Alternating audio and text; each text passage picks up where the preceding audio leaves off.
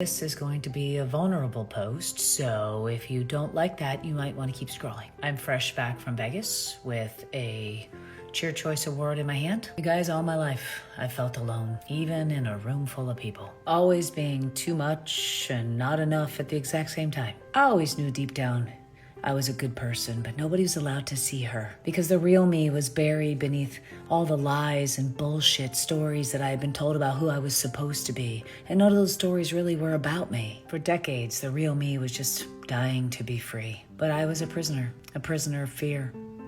Fear of judgment and criticism, fear of not belonging, fear of failure, the fear of being seen. I was miserable and habitually depressed, and I just lived in a dark cloud that followed me everywhere. I was so guarded and jaded by life that I built walls inside of my own walls, to the point that all I could see was the darkness. I genuinely believed that good did not exist, and that happiness was a lie and joy was just a fairy tale. Even when I was surrounded by love, I struggled to accept it because I didn't believe that I was worthy of being loved. I didn't believe that I could ever be happy. And then I turned 50, and there was just something about that number that set off an alarm in my head that was screaming to wake the fuck up. Because I looked back at my life and I realized that I had lived all these moments, but I was never truly alive. I spent half a century just going through the motions, surviving. So one day, just for the hell of it, I made a TikTok video. I had no plan, I had no big message. I just needed something to help me drown out the noise in my head. And one video turned into 2, and that turned into 10, and before you know it, I was on this journey, and those videos became my therapy. And I never expected that anybody would watch them. I was making them for me, and people did start watching, and they started commenting, and they started laughing with me.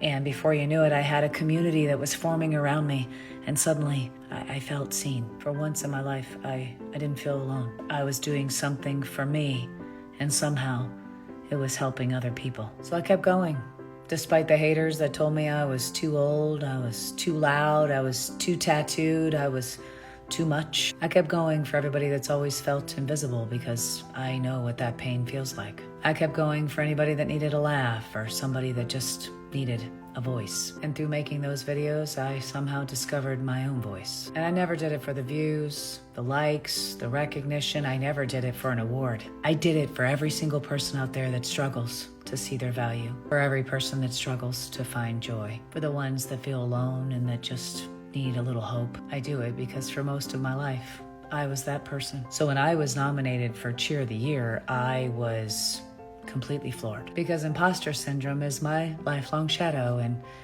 of all the things that I could have ever imagined being recognized for, this was not one of them. I genuinely did not think I was going to win. I didn't even prepare a speech, and I am still struggling to believe that I deserve it. But now I realize that I didn't win because I'm perfect or polished or popular. I won because I'm real. Because I took every ounce of pain that I've ever known and I turned it into purpose. I won because somebody out there needed a blue-haired, tattooed, swears like a sailor, midlife Gen X woman that would tell you the truth, to tell you that you are not alone, to tell you that you are never too broken, you are never too old to reinvent yourself. You are never too anything to become the person that you were meant to be. So if you're watching this right now and thinking, I am too old, I'm too far gone, I missed my opportunity, that is a lie.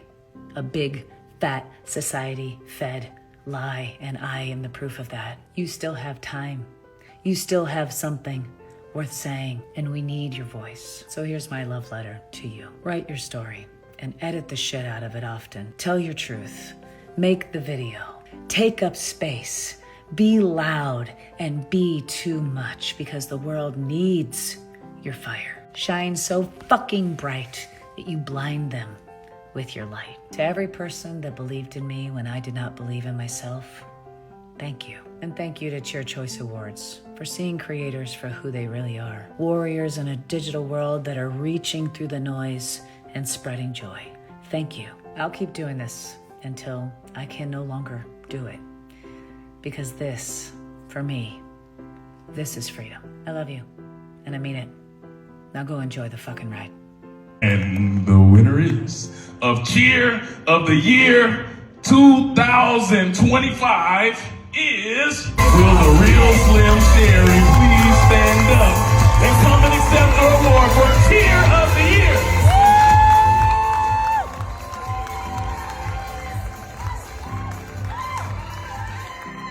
Wow, I did not expect this.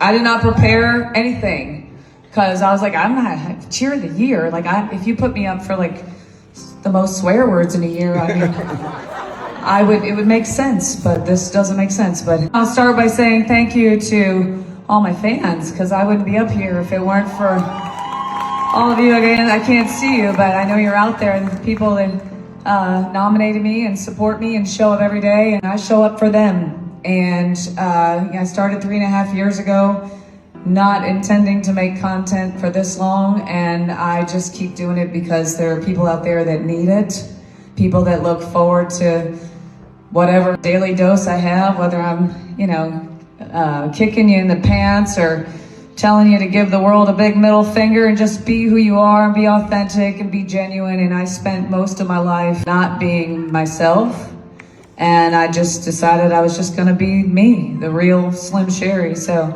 that's what you guys get every day. I love you guys. I love all of you. Thank you. I am so honored. I do not even have the words, but thank you. And just enjoy the fucking ride.